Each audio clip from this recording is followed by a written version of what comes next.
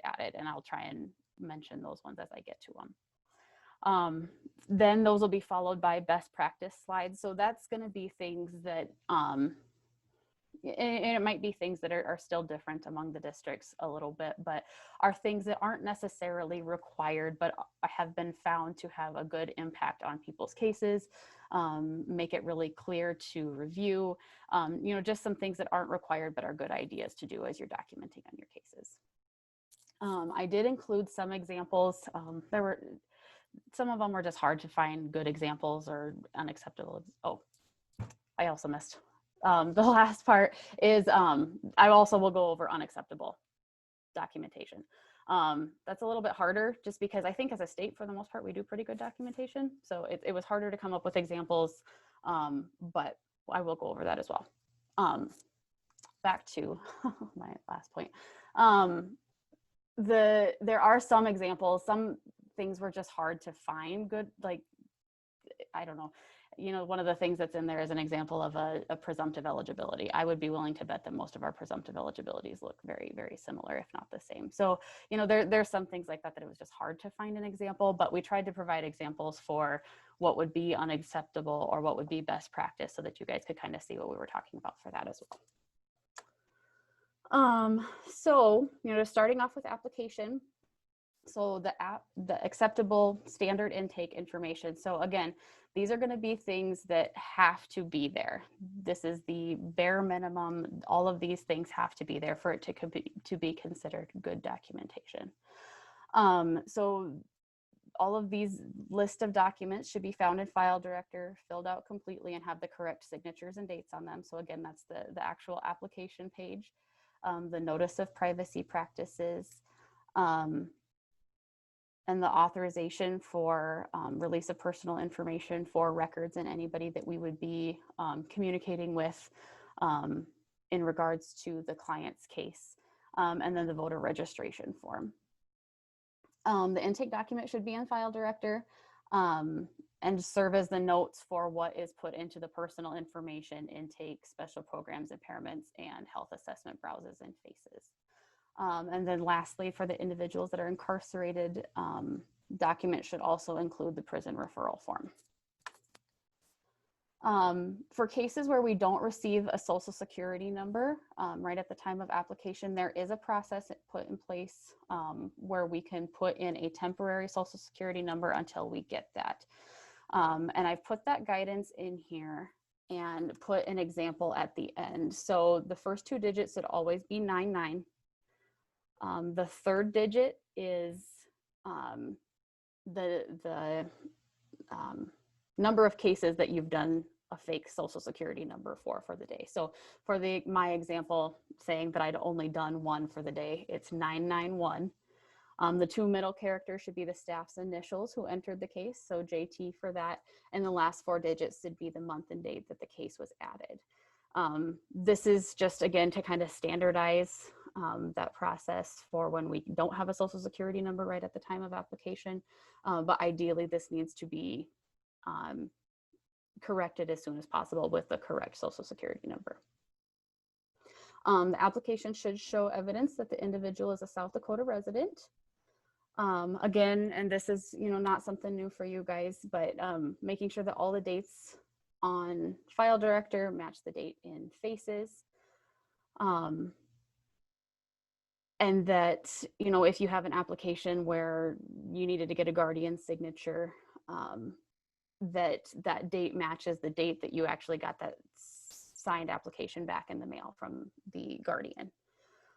And for individuals receiving Social Security benefits, it's really important to make sure that you indicate the correct benefit type. So whether they're receiving SSI or SSDI on the intake and the special programs browse.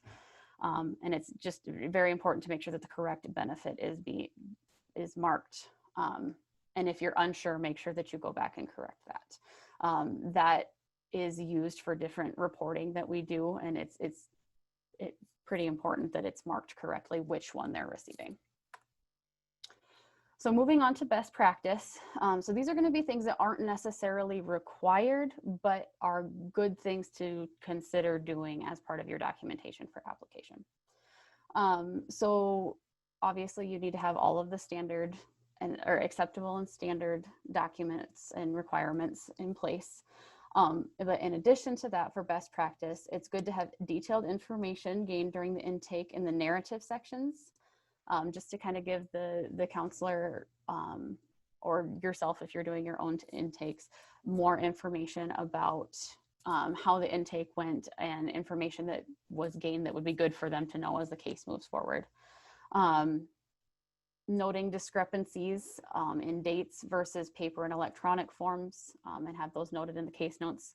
You know, despite our best efforts, sometimes those things aren't going to match up, and just making sure that we're documenting when things don't go as planned, so that it's clear if somebody goes back to review the case. Impairment information with information given by the client, you know, more than just noting that they said that I have back problems or I have a learning disability, you know, going the extra mile and asking them those questions. How does that actually affect you and work, and kind of gaining as much information as possible about that during the intake process. And then, you know, also getting information gained throughout the time of intake to eligibility should be well documented. So that's, you know, receiving records or the lack of ability to get records from different places, when we get the Social Security verification, and different updates that you might get from the client. So just making sure that you don't just enter the application and then you might not have anything in there until the eligibility determination, because oftentimes there are things that happen in the case while eligibility is being determined. So this is an example.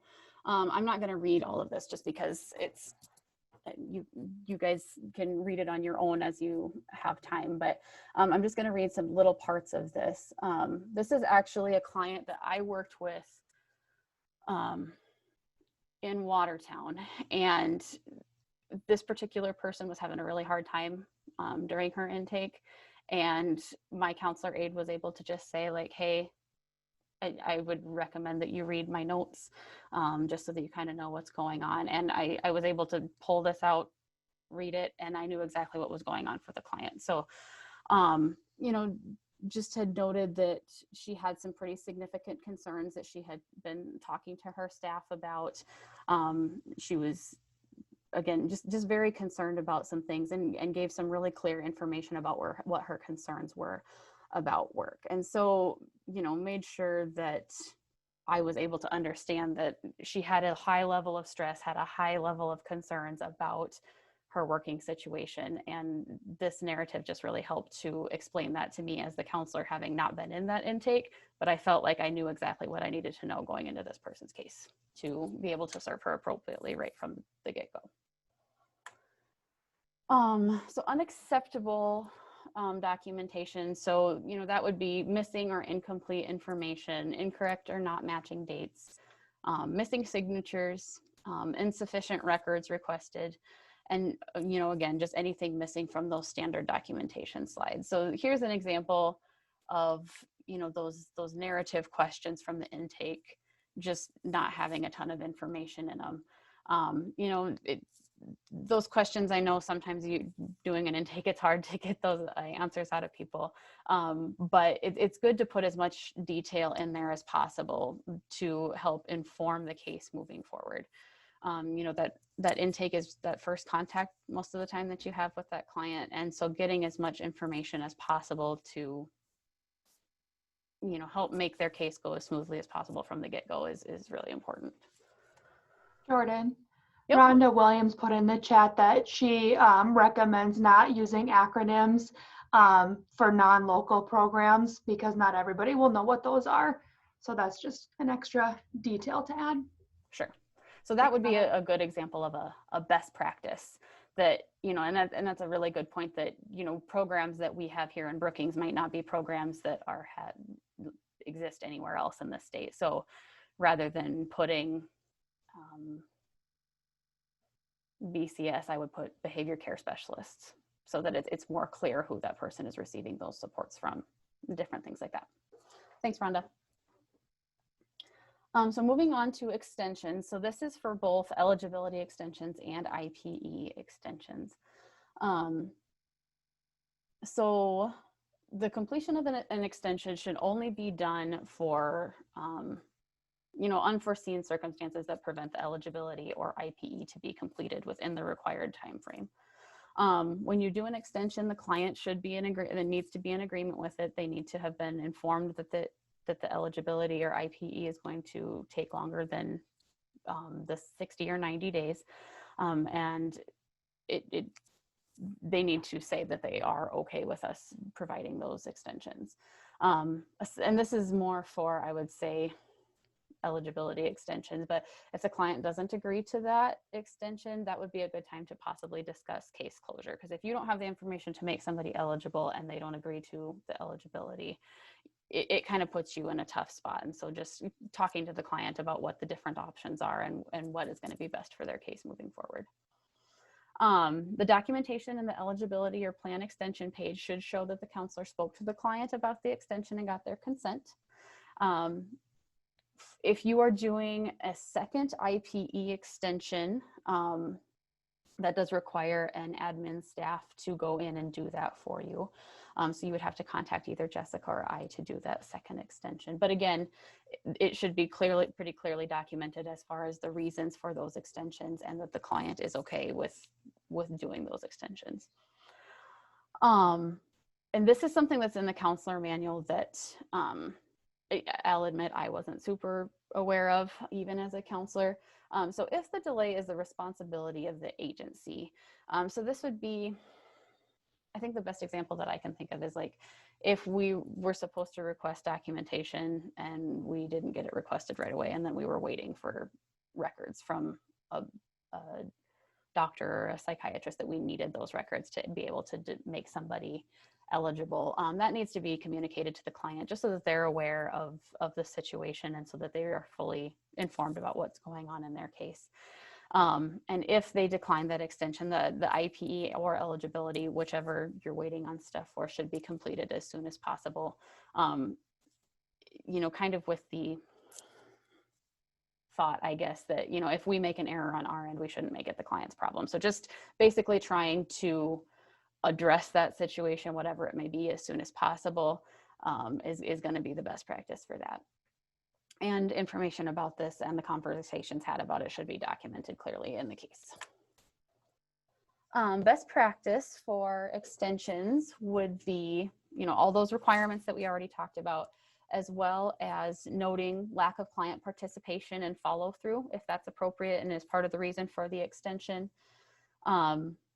It's good practice to, not only fill out the extension browse, but to copy that into a case note just for kind of flow for the case. Documentation should include detailed information about the delays, how the counselor attempted to resolve the issues and avoid doing an extension, and any additional information from the client that was found while getting approval for the extension. So again, pretty standard stuff, just making sure that you're making it very clear what's going on as you're getting ready to do that extension. And again, ongoing documentation of work that's done between the extension and the eligibility or IPE determination, just to show the efforts that are being made to get either the eligibility or the IPE completed as soon as possible. So this is an example of an extension. It's not a super great example, and I will say that because it was one that I did, so I will take responsibility that it wasn't great. But this is an example of where an extension was done, but then these were the case notes that followed through it. So this wasn't probably as descriptive as it could have been. But then here are all the case notes that went along with it. So, talking about that we needed to do some assessments to determine eligibility, and then all of the process of setting up the evaluation, keeping the client informed about what that was looking like when the evaluation got done, trying to set those things up. And so just, keeping in mind that you want to, obviously you have to do this extension piece and to put probably more information in there than I did, but where I was going with the example is to keep pretty thorough case notes about what you're doing to try and get that eligibility or IPE done as soon as possible after having to do an extension. So unacceptable extension documentation would be completing the extension without client approval. That is required, that they have to give consent to do that extension. There needs to be evidence that the extension is needed due to an agency error, and that that was communicated to the client, and that, again, it would be unacceptable if you're missing anything from the standard documentation requirements on the previous slides. For ineligibilities, so, obviously you would need to have documentation that the person doesn't meet the 4 criteria that we require for eligibility. The documents that need to be signed and put into file director include the eligibility certificate and the completed and signed medical consultant form if it was completed, in order to assess if the person was ineligible or not. We do also have to send a letter of ineligibility to the individual. And one of the things that you also need to do, and this is something that's kind of related to the quarterly reporting, it pulls things in funny if you don't do this, but to go in and remove impairments from the impairment browse showing that the individual doesn't have an impairment if that's the case. So, obviously there's going to be impairments in there from the intake. If you go in there and, or if somebody is made ineligible because there's found to be no impairment, then you need to go in there and get rid of those. Best practice for ineligibility is just making sure that you're thoroughly explaining why a client doesn't meet eligibility requirements. Just saying that they don't meet those 4 requirements is standard. I mean, it's not necessarily wrong, but it's good to explain, how you came to that conclusion and, address the concerns that they stated in their intake and why those things unfortunately don't meet our eligibility requirements. It's also best practice to make sure that you consult with your district supervisor or in addition to doing a medical psychological consult with our consultants. So, kind of the purpose behind that is just, you can look at things and not that you guys don't have the good judgment to determine that somebody's probably ineligible, but we want to try and make people eligible. We want to serve as many people as we can. And so it's just good practice to make sure that you're going through all the possible channels to rule out this person could be could be eligible for our services for some reason. And again, just that thorough documentation of the steps that are taken to ensure that the client really doesn't meet our eligibility criteria. So, the communication that you have with a senior staff or your supervisor, those medical consults, meeting with the client and clarifying information from their intake with them just to make sure there wasn't something that you missed. Just making sure that you're documenting everything that you're doing to really make sure that person is ineligible. So this is a copy of an ineligibility. Again, I'm not going to read it, but as you go through it, you'll see that, the client indicated several different issues, and the counselor went through and, addressed each one of those things and what they found in the records or, following up on different things and how they determined that those things were not something that could make them eligible for services. This one was a really good one, just showing why this person wasn't eligible despite these concerns that they had noted.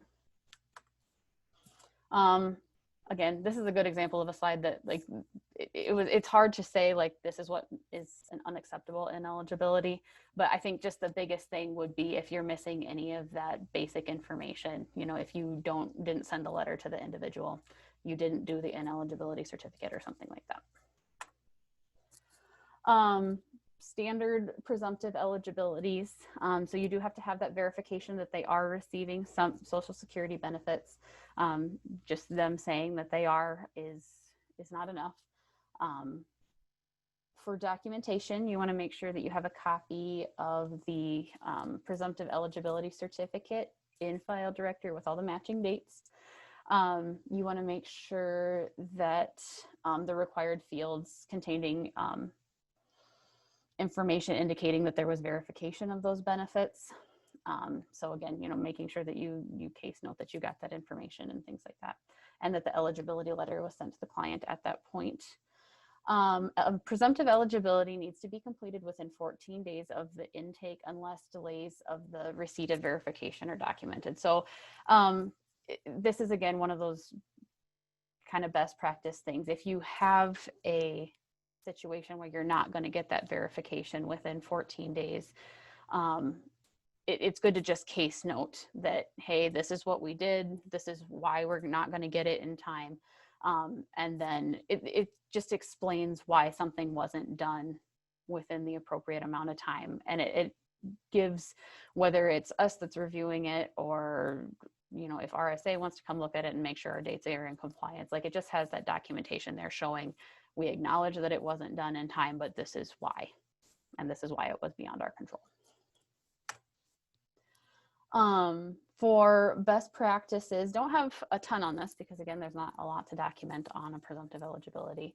But one of the things that we talked about in case file review this year, I think it was in case file review, was, you know, just clarifying that in addition to meeting that 14-day requirement, it's really best practice to do the presumptive eligibility within 5 days of getting that verification. So if the client brings in one of their social security letters that talks about their amount of benefits and things like that, do you have 14 days to do it? Yeah, technically, but it's best practice to do it within 5 days of getting that. So, and that's, again, just if we have the documentation and we know that that person is eligible, we want to make them eligible as soon as possible rather than waiting.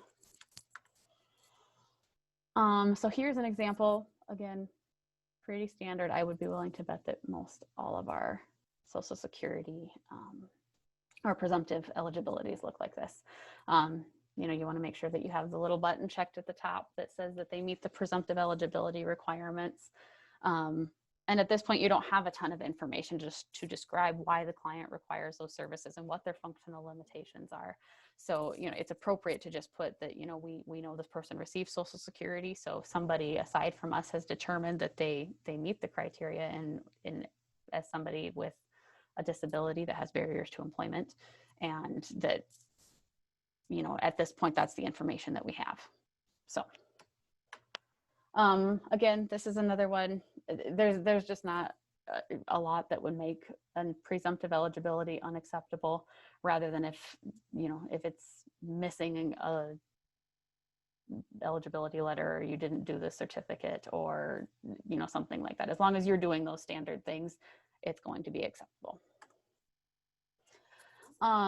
Just some notes on presumptive to revised eligibilities. This is something that we wanted to clarify because it's come up in case file reviews in the past and came up again this year. So we just wanted to make sure that this was, this information was made available to you guys. And I believe this is one that I think I updated this one already. And if not, this information is going to be updated in the counselor manual soon. For revised eligibilities, you do not have to complete them, but only if the case is closed within 90 days of the original presumptive eligibility determination. And kind of the reasoning behind that is an eligibility is done to tell you about the client and help you inform decisions about how you're going to move forward with that client and what recommendations you're going to make for them for their plan. Well, if you're going to close them before 90 days, you're not going to do a plan. And so we've determined that it is not necessarily needed to do a revised eligibility if you're not able to get it done before 90 days and the case is going to get closed unsuccessfully anyway. However, it is still considered best practice to gather the records and complete the revised eligibilities as soon as possible. So basically, if you get to those 90 days and you're going to close somebody because you have lost contact with them or whatever, it's okay to not do a revised eligibility, but you shouldn't just wait 90 days in the event that you wouldn't have to do a revised eligibility then. So just to kind of clarify that, I think some of the districts were doing that differently. So we came to a consensus and wanted to put that information out there. So moving on to eligibilities, they need to be completed within 60 days of intake unless the extension was approved by the client, and this was documented like we had already talked about. The records received need to show that the client has an impediment to employment, that they require VR services to gain or maintain employment, and that they are able to benefit from our services. You need to make sure that you complete the learning disability worksheets when applicable. Make sure that you do the eligibility letter and send that to the client unless you're doing a revised eligibility. The documentation of diagnosis should include records from treatment facilities, providers, medical and other diagnosticians, educational resources. That's just kind of a list that I believe are in the federal guidelines of places that you can obtain records from to verify somebody's eligibility for services. And of course, if you don't get enough information from the records that you receive, you can also request additional testing or information when needed, if that's necessary to make an eligibility determination for somebody. In the impairment browse, the diagnosis, cause, and impairment associated with the diagnosis that impact the client in regards to employment. So each impairment that the client experiences should be reflected. That needs to be factual documentation of how the diagnosis or impairment impacts the person, which is why we get those records, is, to verify and clarify the information that we get from the client during the intake. And it should also include information on how the impairments will impact the person's ability to work without VR support. So, you want to put more in there than just their diagnosis. It's, you want to put the diagnosis, how it impacts somebody, and how it's specifically going to impact them at work. When you're then creating the eligibility certificate, you want to describe why the client requires services and how they can benefit from them. It's definitely okay to use canned statements, but it's also a good idea that if you get information that can further clarify that, to put that in there as well. You need to identify the functional limitations, which again, you can use those canned statements, but there's some really good examples that I've seen of how people use, again, more personalized information to put in those canned statements. And then the correct priority category, whether they're 1, 2, or 3, which that's done automatically as you put in functional limitations.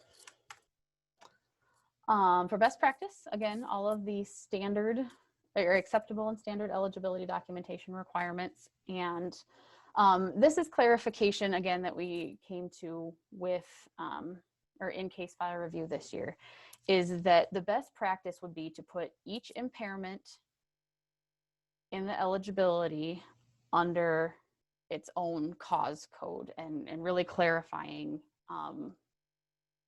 what the person struggles with in regards to each diagnosis. And just make those narrative sections as individualized as possible. So, as an example, if somebody has anxiety and depression, rather than lumping those both under one psychosocial narrative, you would do them separately. So you would have psychosocial due to anxiety and psychosocial due to depression, so that it's just very clear what they struggle with each one of those things. However, it's okay to combine them, and it's okay to put everything in one narrative and put C above.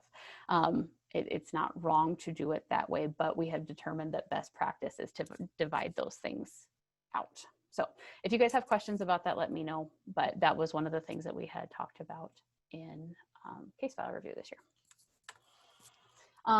Not going to read this. I'll let you guys go back and read this. But this is a really, really excellent example of an eligibility that was done. It talks about, here are the factual things that were put in this person's records. This is the information they got. And then, very clearly explained how that impacts that person. Just deduces information from the records, like, the records say this, this is what this is probably going to look like for this person as we move forward with their case. Just really did a good job of looking at the records, using not only the facts, but their judgment as a client to say, this is the things that I'm going to need to look out for as I'm working with this person, and some things that I might have to help them overcome as we're going through their case. Unacceptable eligibility documentation would be, again, missing any information from the standard documentation. And then impairment descriptions just saying this individual is diagnosed with XYZ that you can see in the examples here, and giving no information. Just for example, the chronic back pain that's shown in this example, chronic back pain can look very, very different for somebody vocationally. And without any more information than that, it's hard to say exactly what that's going to look like for the client. So just trying to be more descriptive about how that chronic back pain or whatever it may be is impacting the client and how it's going to impact them specifically in regards to employment. For case note documentation, things that should be in case notes and aren't documented anywhere else in FACES are counseling and guidance, interruptions in the provisions of services, contacts with the client outside of meetings, phone calls, text, emails, attempts at and loss of contact with the client, referrals made to other agencies, and activities done in preparation for IPE. So, kind of thinking about that list of things, those are things that are absolutely not documented anywhere else in FACES. And so if you're doing some of those things with the client, it's good to make sure that you do a case note on them because they're not going to be found anywhere else. One of the other things that was clarified during case file review was cutting and pasting emails as case notes is okay, as long as the language is appropriate, the information is appropriate, and other clients aren't discussed in that case note. So again, out of respect of everybody's time, sometimes you get an email that you just can't case note and summarize any better than what the email says. But you just really want to take a look at those and make sure that they are appropriate to put in your case notes. Best practice case note documentation. Just a note that case notes are one of the most important parts of the case because it's that ongoing narrative of what's going on at any given point in the case. So it's just super important that they're done well and aren't missing big chunks of information about what's going on for the client. So again, they need to have all the requirements of the acceptable and standard case note documentation, and they need to include or should have personalized communication with the clients. Using a letter to contact somebody is completely okay, but I think most people would agree that a personalized contact, either whether it's by phone call or email, or now that we're getting the cell phones out, a text is going to get a hold of somebody a lot more quickly and more effectively than sending a letter out. So just making sure that you're doing those personalized communications and case noting those, that you're documenting contacts with all parts of the person's life as appropriate. If they have a guardian and you're having discussions with them, if you're working with other agencies and coordinating services for the person, and that you're putting those contacts in there. Just, using your contacts as a way to make sure that you're maintaining contact with somebody, especially those transition and potentially eligible students throughout the life of their case. Making sure that any odd or irregular situations are case noted well. It's just a good thing to be able to go back to and reference how you addressed the situation, what exactly was going on, so that in the event that it happens again, you can again provide that consistency in the case for people. Anything that could get dinged in case file review or by RSA when they do a review. Again, I know I mentioned this in a couple slides, maybe one slide. If say you didn't get a social security verification back in time, or you didn't get records back in time, or you've realized after the fact that these dates were inconsistent, just going back and case noting like, hey, I acknowledge that this was wrong. It's just a good thing to go back there and put, so that if somebody sees something that isn't right, it shows that you at least saw that it wasn't right and tried to correct the issue if possible. And acknowledgement of any techniques that you used, PCT, MI. It's just nice to kind of see that there was an active intent to use those techniques with people. So again, I won't read this for you guys, but this is just a good example of a case note where the counselor described what was going on and did a really good job of explaining how that specifically impacted the client and the kind of the positive realization that the client had about a big issue that they had been experiencing. So just really good documentation of this is what was done and this is how it was positively benefiting the client. This is some information from Rhonda and her staff in Rapid that piloted the cell phones. I think at this point, most offices have them, maybe not everybody yet, but so just some documentation tips as we get those cell phones and start using those for contacting clients. You know, if you're just texting somebody and it's just kind of a general conversation, obviously you want to case note that as a contact and just summarize it with a case note and faces. However, if you get texts that show some pretty significant concerns or pretty significant progress, and you want to have those documented word for word, you know, again, just summarize in faces, but they had recommended doing screenshots of those text messages and then putting them in file director under miscellaneous, just again, to provide documentation of the situation. You know, so kind of looking at it as, you know, in the past, if you had a really positive or really negative email from a client, you might print it out and put it in their case for documentation. This is a good way to do it with text messages. You know, the specific example that Rhonda and I had talked about was, you know, a client with a pretty significant mental health diagnosis that you're starting to be concerned is struggling with symptoms and things like that, and you want to have extra documentation to show what those concerns are. Or, you know, more on a positive note, if you are texting with somebody where a pretty significant issue gets resolved and you want to have more clear documentation about that, that would be a good reason to do that as well.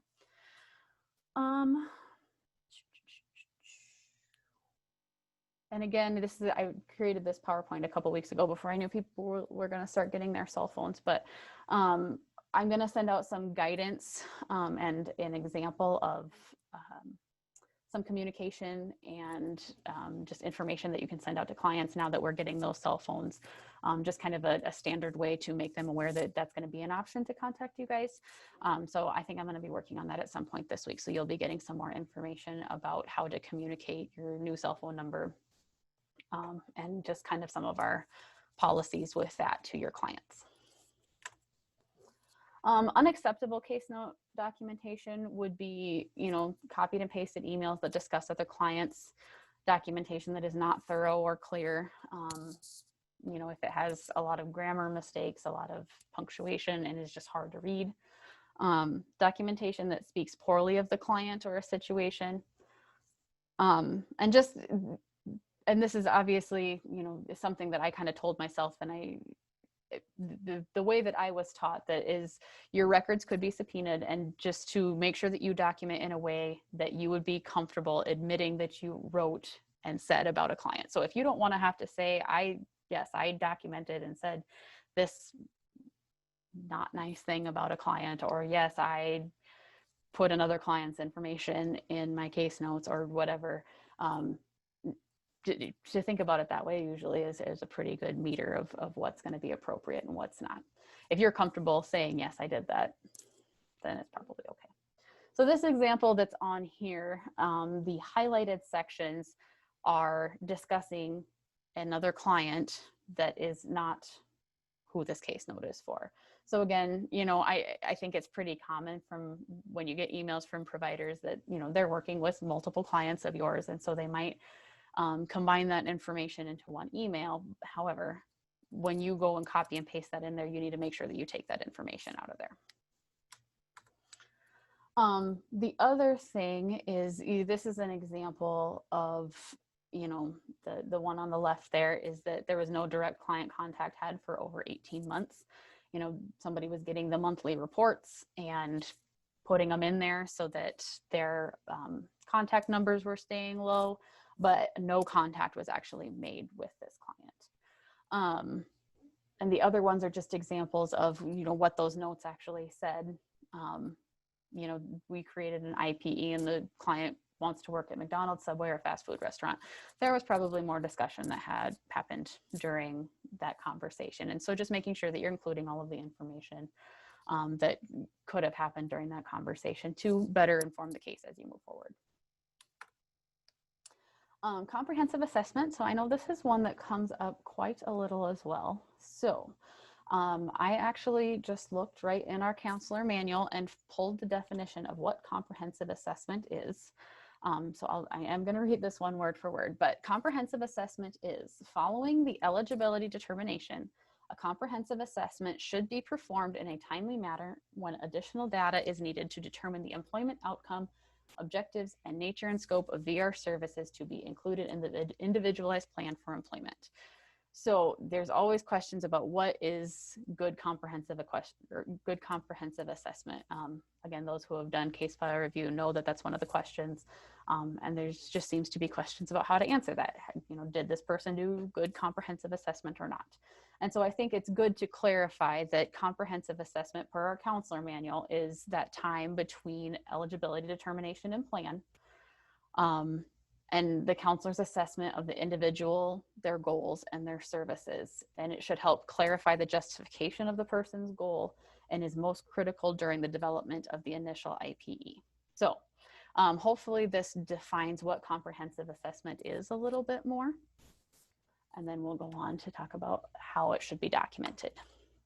So for case notes during this period between eligibility and IPE, they should have thorough explanation of the work being done to develop the person's goals, discussions about potential services and assistance that the person could benefit from to help achieve those goals. And again, this is one of those things that if you're doing good case notes, you shouldn't have to say you're doing comprehensive assessment. If you're doing good case notes and meeting with the person and communicating with the client, this should just happen naturally. Then as far as documentation in the IPE, the plan and justification should be documented thoroughly. The reviewer or whoever's looking at the case should have no question about what the goal is, why it's appropriate, if the services provided are appropriate, and that no needed services are missing. So, you know, as far as the question of how do we know if good comprehensive assessment is being done, if the case notes and the IPE documentation are good, thorough, clear, and comprehensive, the comprehensive assessment has been done well. So hopefully that'll kind of clarify that question for people moving forward. Some best practice things, which again go along with just doing good case notes and good plans, is making sure that you have clear explanations of the client's situation and how the decisions that are made about what's going to be on the plan are the best for the client at any given time. You know, keeping in mind that people reviewing your case, and even if it might be your supervisor, may not understand the context of a unique client situation, which makes it hard to determine if the comprehensive assessment is being done well.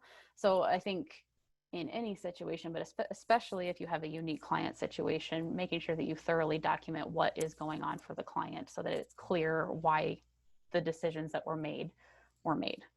And again, I guess just document clearly so that there's not a question about why things are happening or happening. So unacceptable comprehensive assessment documentation. Again, this would just be if the case notes and the plan documentation are not great. And I would say if you go right from the eligibility to a plan without any justification of why. I think sometimes people see this and they say, well, no, good comprehensive assessment wasn't done then. But I think we run into a lot of situations where you've maybe worked with a client 3 or 4 times prior to that. And so you know what's going on for the client. You know, you and the client can determine at the time of plan what's going to be the best course of action and what services they're going to need. But just making sure that you then document that you're familiar with this person and that's why you're going straight from the eligibility to plan. So just, again, making sure that you are documenting all of the things that are going on in the case. So acceptable standard IPE documentation. They need to be completed within 90 days of eligibility if the extension isn't completed. All the dates need to match in file director and in FACES. You should specify the employment goal as much as possible. So there should be, again, that clear descriptive information in the goal rationale section of the plan. The scope of services should describe the services being provided and how they will benefit the client. You should discuss the vendors that are used and the client making the informed choice to move forward with those services and those vendors as discussed. There should be clear timelines for the achievement of the goal, the ways the progress will be assessed, the terms of the IPE. So that's going to be like the responsibilities of the counselor, the client, and the other entities involved in the person's case. It should be signed by the correct parties, including guardians and a CRC certified counselor, and to correctly code the supported employment status. So this, when I was creating this slide, I felt like that was kind of a lot, but really the way that our plans are set up, as long as you go through and do the plan and do each of those sections and clearly and put adequate documentation in there, you're meeting those standard documentation requirements. So this one is a little bit different, that it's a little bit more cut and dry because all the pieces that we need to have there are there and are required. It's just a matter of making sure that you fill them in. For IPE amendments and revisions, just make sure that you're doing the appropriate one at the appropriate time. So if you're doing a substantial change to the plan, you need to do an amendment. If you're doing an unsubstantial, I can't say the word. If you're doing a more minimal change, then you can do just a revision. But if you do a revision, you want to make sure that you case note what you did and why you made that change, so that it's clear why there might be some discrepancies. Yes. Jennifer had put in the chat, make sure to include all services in the IPE, even if VR is not paying for the service. Yes, so making sure to address those services that are being provided by a comparable benefit, which we'll talk about here in just a little bit and clarify. There was some specific comparable benefit things that came up during case file review that, again, people were doing differently, which is fine, but we just wanted to clarify that for everybody. So, for best practices for IPEs, again, all the acceptable and standard, but you should also include evidence that the IPE was developed jointly with the client. So just making sure that you show that they were involved as much as possible, or as much as they wanted to be involved with that process. Have evidence that the client was given the freedom to choose the direction of their services, what services, their service providers, different things. Again, just clearly documenting that informed choice. This is something that I pulled from the counselor manual, I think. There should be a statement of the long-term rehabilitation goal based on the comprehensive assessment of the client. So, just what did you do with the client to kind of come to the employment goal and the services? So, did you do career or interest surveys? Did you do different, or what kinds of conversations did you have to come to that goal, just to make sure that that's as clear as possible? There was some discussion about assessments and whether those needed to be included on the IPE or not. We had discussed that it's not necessary for an assessment to be on an IPE, but it's good practice just because there is that added documentation required to explain why you're providing that service.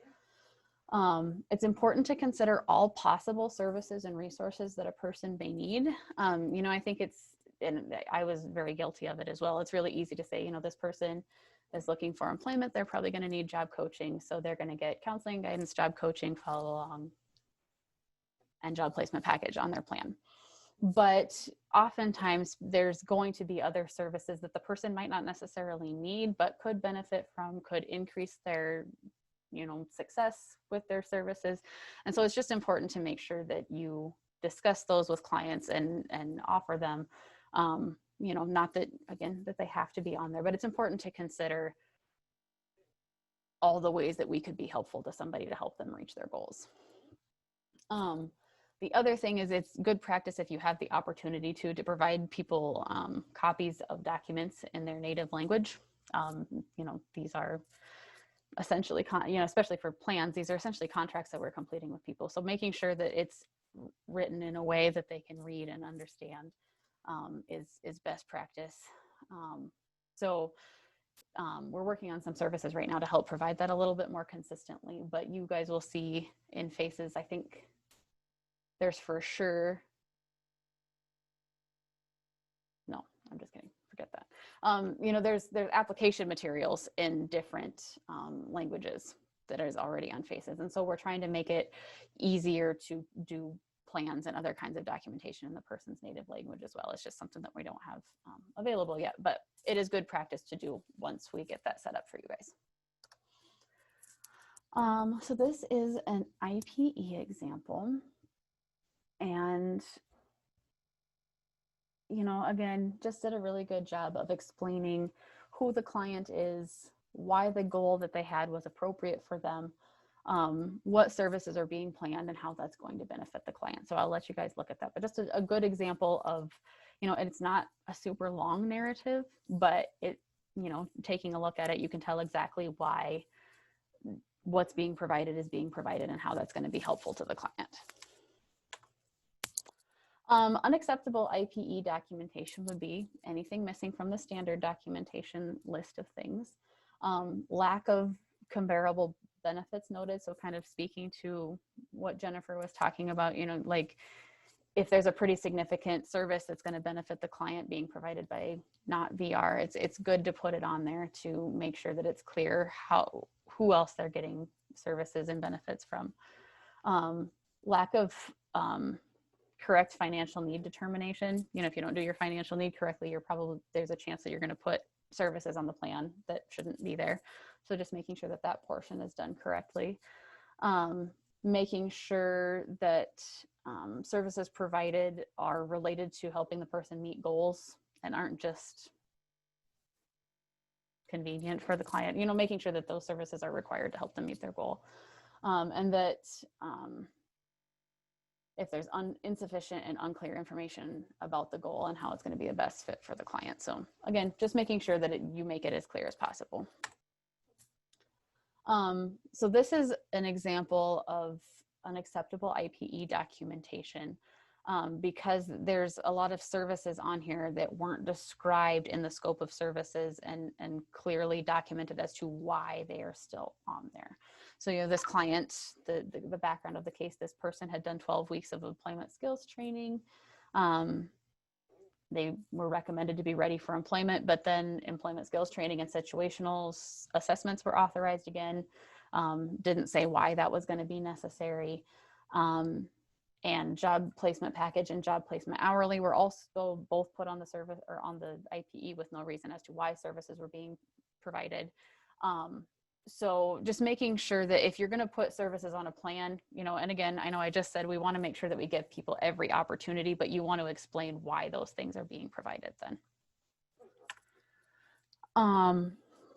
And kind of moving on, I'm not sure if this is the same plan or not, but, you know, just having very minimal information on how you're going to evaluate progress, what the client's responsibilities are, and, you know, that I don't know how often people use the other comments, but, you know, ideally you would want a little bit more information in the evaluating progress and client responsibilities section, just for that clear understanding between you and the client on how things are going to go, and how you as the counselor and they as the client are going to make sure that the case is as successful as possible. For IPE revisions, this was, again, something that came up during case file review. IPE revisions can be used for making minor changes to the plan. So to clarify, one of the specific thing that had come up was extending the date for planned services. So what we wanted to clarify with that is if you are extending a date, you should extend the date for all the services, not just some of them. Just for clarity's sake, you want to make sure that you don't have some services being pulled from one plan and some services being pulled from another plan. It just gets really crazy. And to further clarify that, if you're doing a new plan, just do a new plan with all of the services that you're going to provide. You know, if you put, say you have a plan for follow along and that plan expires, rather than trying to extend the date for those follow along hours, just put more follow along hours on the new plan. It just makes things a lot cleaner. It's a lot simpler for billing, and just avoids a lot of confusion. This also should be documented clearly in case notes in the plan review browse and clearly state the reason for extending the plan versus doing a new one and how this was going to benefit the client. So the best practice for doing an IPE revision is to do a new plan rather than extending the date and making multiple revisions to a case. So, you know, if you're going to revise it once, probably okay. If you're looking at having to revise it a second time, that's probably just a good time to do a new plan with the client. Revision should be done as a best option for the client, not just to minimize work on our end. And I would say just if you're in doubt of whether you should do a revision or do a new plan, it's never going to hurt to just do a new plan. You know, it's a good time to check in with the client, make sure that you don't need to reassess anything else that's on their plan, and just do a new one to move forward. Comparable benefits. So again, I included this one based on some discussions that we had from case file review and some questions that have come up in the past. Comparable benefits should be considered when planning for services except assessment, referral, job-related services. So that would be like job placement package, follow-along job coaching, rehabilitation technology, and post-employment services. So again, just those basic, those core services that we provide. You don't need to look for comparable benefits, but they should be considered for things like post-secondary training and maintenance. Comparable benefits could be some scholarships, other federal, state, local financial assistance programs. Things that aren't considered a comparable benefit are like the DLR programs. So just to kind of clarify that. And you know, per the federal regulations, you know, we want to try and find those comparable benefits. However, they can be excluded if trying to obtain those comparable benefits would cause delays in the case that would be a great detriment to the client, if it would delay a potential immediate job placement, or if it would create a delay that would create a medical risk to the client. So this was the comparable benefit specific thing that came up during case file review this year. And I don't remember which districts are doing it and which ones aren't, but it was discussed that we should all be doing this moving forward. So for project skills plans, you know, the state has, or the schools, excuse me, have a requirement to have a match with the project skills program. They have to put so much towards that to be able to provide project skills through the school. So in addition to, you know, doing your counseling and guidance, your project skills, wages, and benefits, you should put on each project skills plan the on-the-job training in the amount of, you know, this year it's $787.50 or whatever a third of the wages on the plan are, just to show the school's contribution to the project skill services that the client is receiving. You know, this is an example of, you know, I know this has one additional service on it, but you know, this is what those project skills plans should look like from here on out. You know, I know we're getting ready, hopefully, to do quite a little project skills plans in the fall. So, you know, just for those districts that aren't doing this already, in addition to your typical counseling and guidance and wages and benefits, you need to put that on the job training service on there to show the school's contribution to those services. If you have questions about it, let me know, and I'd be more than happy to walk you through it and give you examples. Acceptable and standard plan review documentation. So a plan needs to be reviewed and updated annually at minimum. So this can either be done by doing a new plan, doing a plan amendment, or completing the plan review browse. It's a good time to review the current status, where things are at, and make sure the goals and services are still appropriate for the client. Time to discuss if new and different services are needed, and to discuss current progress and how services are contributing. And the documentation, you should document in a case note if attempts have been made to update the plan and the client has not responded or been able to meet within the required time frame. So, you know, just to clarify, those first several bullets are the things that should be included in the documentation for the plan review browse, if that's what you're doing. And if you're trying to get in contact with the client to complete that or to do a new plan, and you're not able to get a hold of them, this would be a good time to case note it to show the efforts that you're making on your end to do that, just in case you're not able to do it within that year time frame from doing the last plan. Best practice for plan review would be, again, all those standards. And I know right now you can't do a face-to-face meeting, but it should be, at minimum a phone call with the client to discuss how things are going at that 1 year mark of services. It should include documentation of what is going well and what is not going well from the client's perspective and what needs to change for progress to be made. It's also a good time to look at and discuss referrals, goals, providers, and other services, just to make sure that everything is good, and if it's not, what needs to change.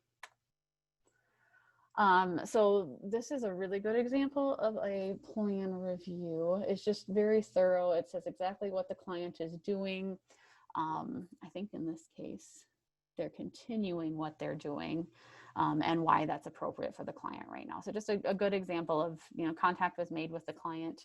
This is what's working. This is what we're going to continue doing. And this is why we're going to continue doing it. Unacceptable plan review documentation would be unmet timelines without a case note explaining why there was unmet timelines. Just incomplete information, and just doing a plan review to just avoid updating a plan.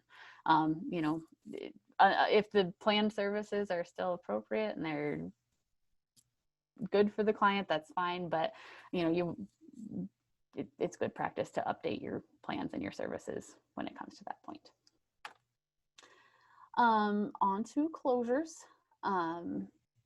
There should be evidence that the eligibility determination was made, whether the person was eligible or ineligible. I think a lot of people just say the client was made eligible, and so it can be as simple as that. It needs to include the closure reason, which I will discuss a little bit more on a future slide. If they're closed successfully, it should include information about their employment and how that is going for them, and again, what's working and not working. Should describe how the services contributed to the success of the case. And for the Social Security recipients, it's just super important to have the correct benefit marked. Best practice for closure documentation would be summarizing the services utilized throughout the case, and again, what went well and what didn't go well. This is, again, I'm not going to read this, but just a good example of closure documentation. It's very thorough. It goes through, just a really brief narrative of where the client was at when he started, what they did for services, how that contributed to the employment that he ended up obtaining, and ultimately where they ended up working and how that's going. So again, unacceptable standard closure documentation would just be missing any of those standards. For closure reasons, again, at case file review, one of the things that we talked about and tried to clarify was when we use no longer interested in services versus unable to locate or contact. And so I have this information on the left as part of a list of closure scenarios that I'm going to send out. It's just in the process of being created. I was hoping to have it done and I didn't quite get it done. But so I'm creating a list of, here's your scenario. This is what you would select for a closure reason based on that. The reason for this, again, is to provide some consistency. If you read the federal definitions of both of these, it's really hard to kind of sort out, okay, when do I use this one versus this one? So with the scenarios, we, among the group of supervisors are just kind of deciding, like, if it's this specific example, we want you to use this specific one. And again, that's just for consistency so that all the offices are using the same closure reasons for the same scenarios. So I think based on the discussions that we've had, this should be not too different than how anybody's doing it. But once we get that list sent out, just refer back to that list when you're doing closures. And if it is a little bit different than how you've done it in the past, feel free to ask, but try to follow that as closely as possible just for consistency in our reporting. Just some final thoughts. You know, I know I mentioned this during my description of the case notes. You know, as you're documenting things, just kind of ask yourself, would I feel comfortable repeating what I put in my documentation? I know sometimes that we run into situations that are not super positive with clients, but it's really important to try and make those case notes or the plans or whatever documentation you're doing as positive as possible. Document so that there's no question about what you're doing or what's going on with the client at any given time. You know, think about if you had to transfer the case tomorrow, would a counselor be able to pick it up and just seamlessly move on for that client? And when in doubt, over document. Yeah, I think, you know, and especially if you're newer or if it's a new service or a new situation, it's hard. You don't want to have never-ending case notes, but it's better to have more information in there than not enough. So, all right. That is the end of my presentation. I know that we had a couple comments or questions, but I will open it up now to other questions that anybody may have. You guys can use either or open up your mic and ask the question or use the chat, whichever you're more comfortable with. Jordan, one question that I got was for the project skills plans, should the OJT be under VR cost or should that be other? Other, I believe. Okay. Because it's not something that we're paying.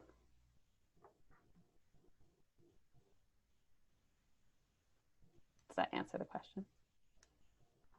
It wasn't my question, so hopefully.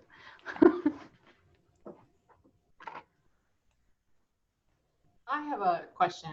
This is Maggie.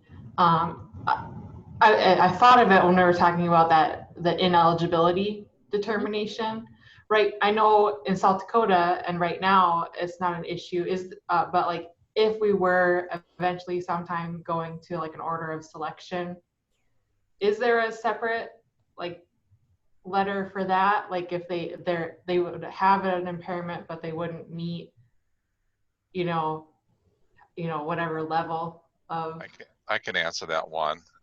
Just because we had a border selection, we wouldn't close out a person's case. We would put them in a waiting list. And what we did the time before is they were transferred to order selection caseload. And the date based on their eligibilities when we start moving people off it there. Now, if I'd have to look again, if once we contacted them and we couldn't get a hold of them to see if they want to proceed with services, then we may use a closure, and we have to look at some letter or some language onto that. But yeah, they would be eligible, put in a category, but we wouldn't close their cases. Okay.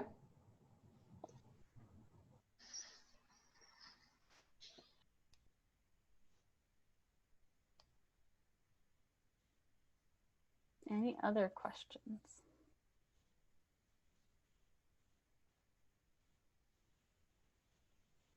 Are you getting any in the chat, Shayna?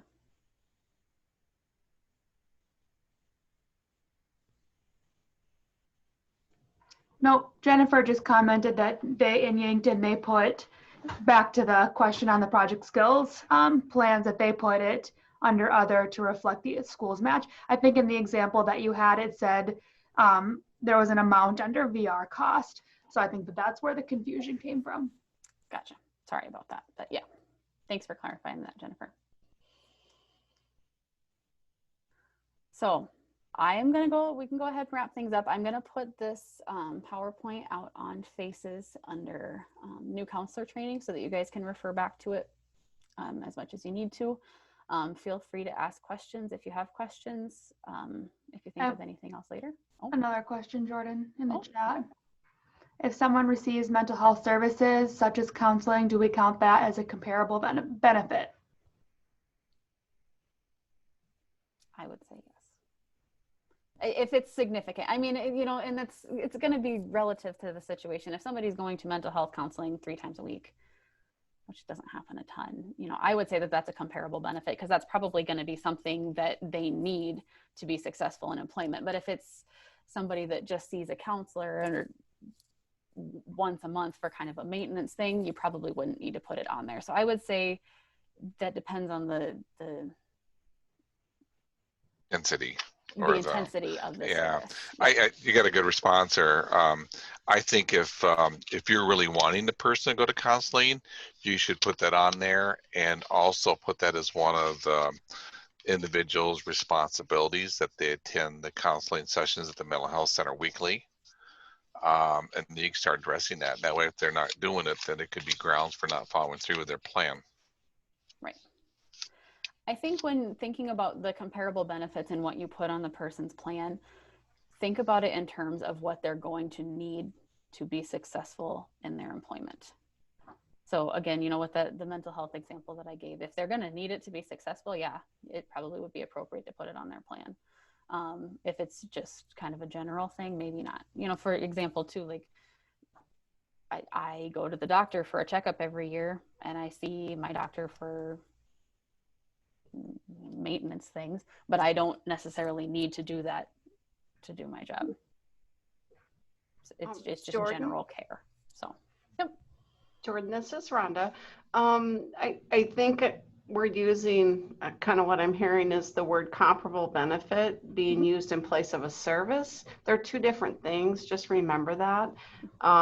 So they may be going to the mental health center 3 times a week. You can put that on a plan as a service, not necessarily mark it as a comparable benefit. They're 2 different things. A comparable benefit is something that's paying for a different service. So make sure to separate those 2 things because they're 2 different things. Sure. Like I see the chat about like DLR, that's a service, not a comparable benefit. You could put that in the plan as they're receiving, you know, WIA services from Department of Labor that we're not paying for. Does that make sense, what I'm saying? Yes. Thank you. Okay, I have another question. Would you be able to review supported employment as a comparable benefit?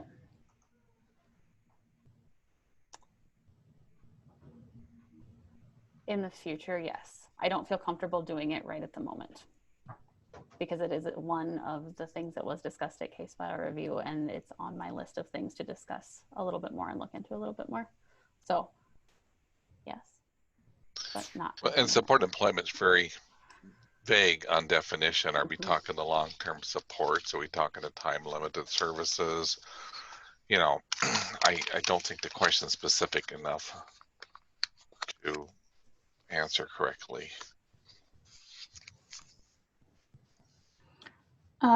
Do we record Department of Labor services as a comparable benefit? I think that goes back to what Rhonda was saying. You know, there's a difference between a service and a comparable benefit. So yes, you can put it on there as a service.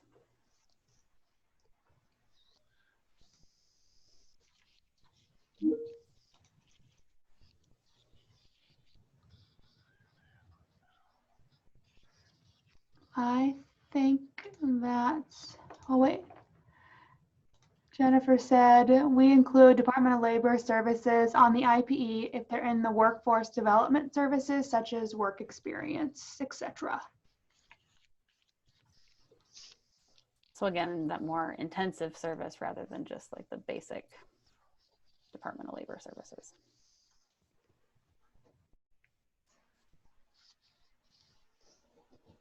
That's all I have so far. I don't see anybody else popping up. Okay, sounds good. Just a reminder that if you were not on when I sent out the poll for CRC credits to email me and I'll add you to the list.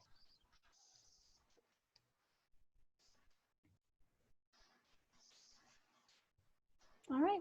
If there are no other questions, we'll go ahead and let you guys get back to your day. And like I said, I will make this PowerPoint, or put this PowerPoint on Faces so that you guys can refer back to it.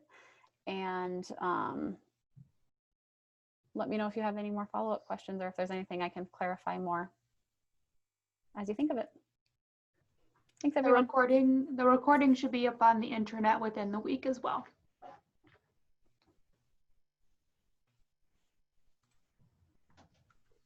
All right.